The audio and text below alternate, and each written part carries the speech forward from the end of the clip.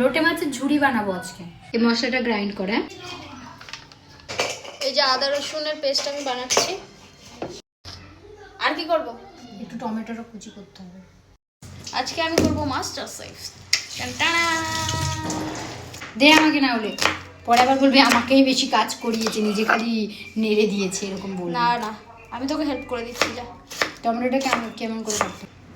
লঙ্কাগুলো এইভাবে চিড়ে দিতে। 2-2.5 বছর হয়ে গেছে আমরা লোটে মাছ খাচ্ছি আজকে। লোটে মাছের কি? লোটে মাছের ঝুড়ি। আর দেবো, ঠিক আছে দে।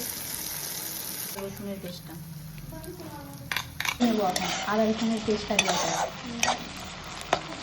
ধুয়ে নুন হলুদ মাখিয়ে গেছে, সেগুলো দেবো। বাস বাস, ছেড়ে দে, ঢাকা দিয়ে দে। রাখবো। এই যে তুই ধরে কথা বলছিস না?